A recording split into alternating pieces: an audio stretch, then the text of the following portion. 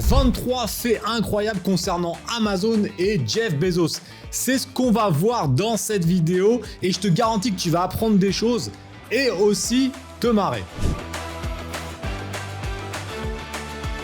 Alors la première chose qu'on va voir, c'est quelque chose que tout le monde connaît parce que tu as déjà certainement vu cette image sur internet, c'est que Jeff Bezos a commencé dans son garage. Tu l'as vu, il était là en train de vouloir lancer sa librairie en ligne. Tu me diras en commentaire si tu as déjà vu cette vidéo, mais c'est pratiquement sûr que oui.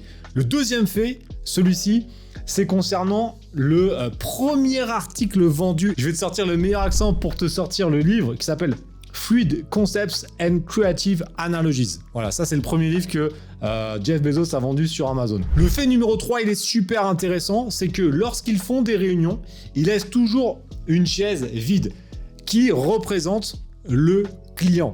Et ça c'est super important et tu peux le mettre dans ton business, c'est-à-dire que lorsqu'ils prennent une décision, ils pensent toujours à l'intérêt du client. Et pour éviter d'oublier, ils mettent une chaise vide. Tu me diras en commentaire ce que tu penses de ça, mais je trouve ça vraiment assez fou. Le fait numéro 4, c'est évidemment le lancement d'Amazon Prime en 2005. Amazon Prime, c'est quoi? C'est un service logistique qui te permet de stocker tes produits que tu vas vendre et ensuite de laisser l'équipe d'Amazon les envoyer à ta place. Moi, j'ai découvert cette activité en 2009, ça faisait que 4 ans. Et quand j'ai découvert ça, ça a radicalement changé ma vie. C'est ce que j'explique dans mon livre et j'espère que ça fera la même chose pour toi si tu te lances sur Amazon dans les prochains mois ou les prochaines semaines. Donc Amazon Prime, on peut dire que ça a été vraiment une révolution et que très peu d'entreprises ont réussi à faire quelque chose d'aussi performant. Il y a Cdiscount qui s'est mis presque 10 ans plus tard. Et c'est quand même un peu moins bien qu'Amazon, donc franchement, ils ont vraiment un avantage important. Le fait numéro 5, alors celui-ci, je vais faire un point un peu plus important là-dessus, parce que c'est très important, c'est la fameuse stratégie des 2 pizzas par équipe. Ça veut dire que tonton Jeff, il considère qu'au-delà de 8 personnes, c'est le bordel quand tu veux t'organiser. Et ça, c'est vrai, et tu peux le voir en vacances. Si tu pars en vacances avec des potes ou ta famille, vous êtes plus de 8, c'est le bordel. Il y a Tati Josiane qui veut aller faire un truc, et il y a l'autre qui veut faire ça. Alors qu'à 8, on arrive à être relativement groupé. Donc là, lui, il parle pas de Tata Josiane, il s'en fout, mais au niveau business, le fait d'être moins de 8, ça te permet d'être plus agile. Tu vois, ça évite que ça soit le bordel. Donc ça, c'est super important, la règle des 8 personnes maximum. Le fait numéro 6, il va un petit peu avec, c'est qu'ils font pas de PowerPoint. Et ça, nous, pareil, c'est chez nous, on fait pas de PowerPoint non plus. Eux, ils font des mémos de 6 pages maximum. Au lieu de passer du temps à faire des réunions qui souvent servent pas forcément à grand chose, eux, ils vont droit au but, mémo, boum boum, tu gagnes du temps. Ça, c'est quelque chose qui est super important et en tout cas, moi, je valide à 100% là-dessus.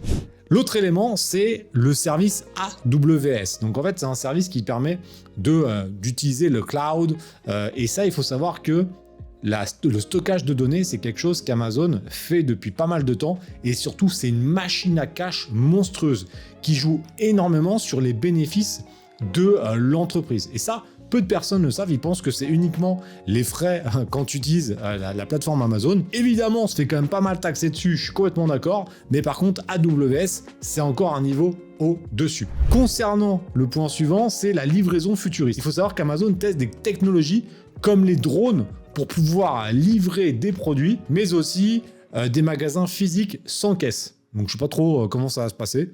Tu mettras en commentaire si tu en sais un peu plus, mais bon. Concernant une autre évolution, ça a été le Kindle. Le Kindle en 2007 qui a carrément révolutionné l'industrie de l'édition. Et là, on le voit, quand tu prends des e-books, clairement, c'est la plupart du temps, c'est via Kindle. Donc c'est vrai qu'ils ont mis en place quelque chose qui est ultra puissant, comme je te l'expliquais un petit peu précédemment, avec le service d'expédition. Il faut savoir qu'Amazon, ils sont arrivés dans une position dominante, mais grâce à des innovations qui sont quand même relativement dingues quand on reprend ces éléments-là. Et d'ailleurs, c'est pas fini, puisque ils ont réussi à faire ça grâce notamment à des entrepôts complètement robotisés. Donc les robots Kiva, qui sont déployés dans les entrepôts et qui optimisent les opérations logistiques et qui réduisent les délais de livraison. Il faut savoir qu'en fait, dans les entrepôts qui permettent de stocker nos produits, etc., ils utilisent principalement des robots. Ça, on ne le savait pas. Évidemment, il y a des personnes qui font de la manutention, mais il y a aussi des robots qui permettent de gagner du temps. Autre élément, le projet Kuiper. Donc tu sais, je pense que tu l'as déjà vu, Bezos et Elon Musk, ils s'aiment pas trop. Ouais, c'est la guéguerre de multimilliardaires, c'est qui a la plus grosse, qui est le plus riche, etc. Elon Musk, il a Starlink. Donc là, il t'envoie des satellites qui te permettent de faire pas mal de choses, il y a SpaceX, etc. Lui, le mec, il est très très branché au niveau, on va dire, de l'univers et surtout, nous envoyer sur Mars. Mais tonton Jeff, il s'est dit, attends, moi aussi, je vais envoyer des gens sur Mars. Donc lui, il a fait quoi?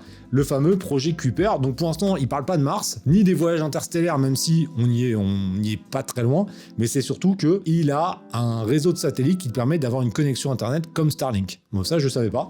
Donc il est un peu en retard, mais il est là-dessus. Il faut savoir aussi qu'ils font des acquisitions stratégiques. Par exemple, Amazon a racheté Whole Foods pour 13,7 milliards de dollars. Et surtout Twitch à 970 millions d'euros en 2014. Il y a déjà 10 ans. Donc là, on voit quand même le côté visionnaire, parce que Twitch, c'est quand même très connu. Mais en 2014, je suis pas sûr que c'était méga connu. Mais pourtant, ils l'ont quand même acheté pratiquement 1 milliard d'euros.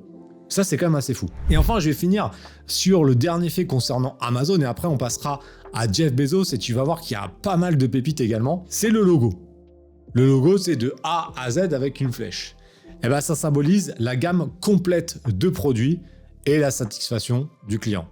Ouais, je pense que tu le savais, ça c'était quelque chose qu'on peut même deviner assez facilement, sauf si t'as un pimpin, mais c'est un truc que tu devines en regardant le logo, t'as compris.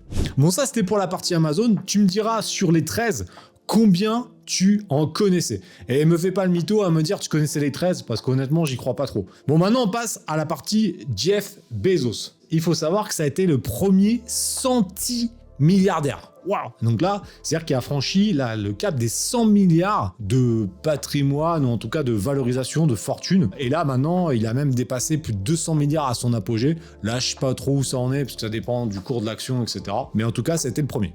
Deuxième élément, il faut savoir qu'il a fait un départ courageux. Il faut savoir qu'il bossait chez DE Show. Donc je sais pas ce que c'est, mais en tout cas, il avait un bon poste. Et il a vu les prémices là d'Internet, et il s'est dit, il y a un truc à faire. Donc je lance et il est parti donc bosser sur ce projet dans son garage. Mais tu vois, le gars, il est quand même parti avec un background au niveau de l'état d'esprit. Il a ce qu'on appelle brûler les bateaux. Il n'a pas fait le truc en mode side project et tout. Non, il a quitté et il s'est lancé à fond dedans. Et on a vu ce que ça a donné. Attention, hein, c'était en 94. Donc tu vois, ça fait plus de 30 ans que l'activité existe. Et ça, c'est un truc à comprendre. C'est que beaucoup de gens veulent des résultats beaucoup trop rapides. Ils surestiment ce qu'ils peuvent faire en un an, mais ils sous-estiment ce qu'ils peuvent faire en 5 ou 10 ans. Et ça fait 30 ans, donc c'est normal. C'est devenu un des mecs les plus riches du monde, avec une des boîtes les plus puissantes du monde. Mais ça a mis 3 décennies. Donc il faut voir aussi que le temps, forcément, ça joue. L'autre élément, alors là, je suis vraiment pas d'accord par contre. Tu mettras aussi en commentaire ce que tu en penses. Le fameux concept du Day One. Bezos insiste sur le fait qu'Amazon doit toujours fonctionner comme une start-up, innovante en restant dans une mentalité du premier jour. Là, je fais un coup de gueule énorme. Foutage de gueule, Day One mon cul, ouais. Quand tu vois le service client Amazon, comment il s'est dégradé pour les vendeurs entre 2009 et 2024 et 2025 et les autres années, là je suis désolé, là, il faudra revoir ce concept-là, parce que c'est le bordel, il n'y a plus d'humains, tout est automatisé. Non, ça c'est n'importe quoi. Et là je pense que si tu vends sur Amazon, tu vas forcément être d'accord avec moi, parce que dire c'est la mentalité du premier jour, moi je me rappelle quand j'ai débuté en 2009, quand tu avais un problème avec le support, tu avais un gars compétent qui te réglait le truc en 2-2, c'était génial. Maintenant quand tu as une galère, c'est un truc automatique, et tu galères comme un rat. Moi j'ai une boutique qui est fermée depuis plus de 3 mois, tout simplement parce qu'il me demande un papier de l'infogreffe. Et là, donc, je parle à des trous du cul, à d'autres trous du cul. Donc, il me demande un papier d'infogreffe. Infogreffe n'est pas foutu de me le donner. Donc, j'ai une boutique qui est bloquée à cause de ça. Donc là, le Day One, mon cul, ouais. Alors là, je pense c'est n'importe quoi.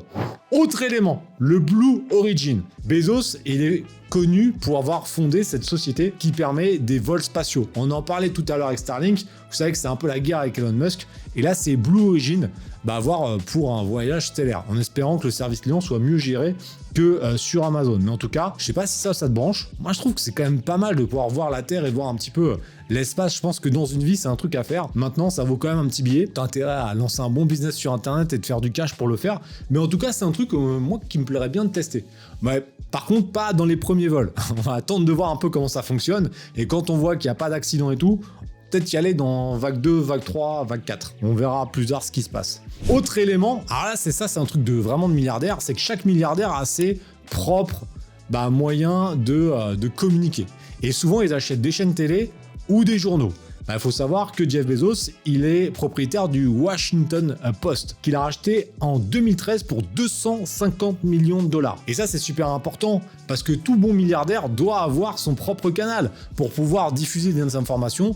En France, on en a aussi. Et ça, c'est super important parce que tu permets de contrôler aussi ton image, etc. Et malheureusement, c'est ça, hein, c'est quand t'es riche, tu peux faire un peu ce que tu veux. Donc là, lui, il a racheté le Washington Post. Point numéro 6, en 2020, Bezos a lancé Bezos Earth Fund, promettant 10 milliards pour lutter contre le changement climatique. Promettant. Il les a pas donnés. Donc là, attention, tu vois, c'est une différence notable. On va voir un peu ce qu'il fait. D'ailleurs, nous, tu sais que les fonds de publicité qu'on récupère grâce à cette chaîne, on les donne à une association de protection des animaux, etc. Mais nous, c'est pas, on promet, nous, on va le faire. Donc attention à ça. Point numéro 6, on va surveiller Jeff, parce que c'est bien beau de promettre, mais maintenant, il va peut-être falloir agir. Point numéro 7, là, il est super important. Et là, je suis quasiment sûr que personne le savait. Jeff a investi dans l'une des boîtes les plus puissantes au monde. Et ça, c'était dès leur création. La boîte, c'était Google, en 1998. Il a mis une somme qui paraît pas énorme, 250 000 $, mais au tout début de Google. Alors maintenant, je ne sais pas s'il a gardé ses parts, ça serait intéressant d'aller regarder, mais en tout cas, il a eu le nez parce que Google, c'est devenu un truc assez balèze. Mais ça, pareil, je pense que pas beaucoup de gens le savaient. Alors, il nous reste 3 anecdotes, et c'est certain que les 3 dernières, tu ne les connaissais pas. Il faut savoir que pour économiser au début d'Amazon, parce que tu vois, le tonton Jeff, c'était un peu, comme on dit, il était un peu pingre. Ça veut dire qu'il était un peu gratte-sous, et il l'est toujours d'ailleurs sur Amazon. Ça, je t'expliquerai un petit peu tout ça, mais derrière, il a toujours été à l'économie. Donc ça, toujours à économiser, parce que c'est vrai que gérer les coûts, c'est un élément pour pouvoir avoir plus de rentabilité. Mais il faut savoir qu'au début, il fabriquait des bureaux avec des portes bon marché. Donc en gros, au lieu d'avoir un bureau, il récupérait une porte de je sais pas où, c'est genre à la casse à côté là, il récupérait les portes, il les ponçait, il les peignait, il faisait des bureaux. Alors ça, honnêtement, je pense que personne ne le savait. Ensuite, il faut savoir qu'il a un rire distinctif. Il a une façon de rire, je l'ai jamais entendu, qui fait un peu marrer tout le monde. Tout le monde se fout un peu de sa gueule dans son dos. Et enfin, on finit sur un dernier élément.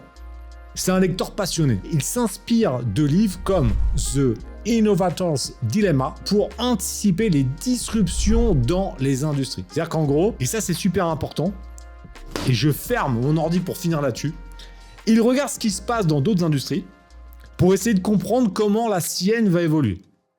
Et ça c'est super important à comprendre que, on va dire, les cycles se passent toujours pareil. Et que dans une industrie, il peut se passer quelque chose, tu vas comprendre quels éléments ont eu lieu, pourquoi ça a changé, et tu vas essayer d'anticiper comment dans ton activité ça peut aussi changer. Et lui, c'est ce qu'il a fait, et il a réussi tout le temps à, on va dire, surfer sur les bonnes vagues. Maintenant, j'espère que cette vidéo t'a plu, mais c'est vrai que je trouve qu'il y a certains trucs qui sont réels, qui sont marrants. Par contre, il y a un élément où vraiment je suis pas d'accord, c'est quand il dit « Oui, on a gardé l'esprit startup », alors peut-être au niveau organisation, mais d'un niveau, on va dire, pour les clients, et nous, quand on est vendeur, on reste aussi des clients pour Amazon, hein, puisqu'on utilise leur plateforme, il y a eu une vraie baisse de qualité au niveau du service. Et quand il dit « Oui, on essaye de faire toujours pareil qu'au début », c'est faux. C'est faux, et on voit des compagnies comme par exemple Cdiscount qui sont bien meilleurs au niveau du service client. Évidemment, ils sont plus petits, ils font moins de chiffre d'affaires, il y a moins de vendeurs, mais clairement, il faudrait qu'Amazon se pose des questions parce que ça peut vraiment leur porter des gros préjudices dans les prochaines années parce qu'il y a d'autres acteurs qui sont en train de prendre des places pour des personnes qui veulent vivre de leur activité sur Internet. Je parle par exemple de Cdiscount qui a fait vraiment une très belle progression. On a également Vinted où on peut avoir des résultats assez importants. Alors c'est une autre stratégie, ça va être plutôt des produits d'occasion, etc. Mais il y a beaucoup de personnes, comme des personnes que je forme, hein, comme des Phoenix, qui veulent compléter leurs revenus, par exemple, qui font actuellement de l'achat-revente sur Amazon et qui commencent à se tourner également vers Vinted, qui commencent à se tourner vers Cdiscount, vers leur propre site, vers des tunnels de vente, vers de l'affiliation. Il y a plein de moyens de gagner de l'argent sur Internet, donc il faut qu'ils fassent gaffe parce que on le voit que l'intérêt pour Amazon commence à se dissoudre un peu parce que des fois il y a des problèmes administratifs qui sont vraiment relous. En tout cas, tu me mettras combien tu connaissais d'anecdotes sur les 23, mais Je pense qu'on va tourner entre 10 et 14. Mais tu me diras si t'étais un peu plus fort que la moyenne. En tout cas, on se retrouve pour une prochaine vidéo et pense à t'abonner si t'aimes mon contenu. Et n'oublie pas qu'un phénix n'abandonne jamais. Donc on se retrouve bientôt. Et là, je vais sortir mon meilleur accent pour te sortir l'intitulé.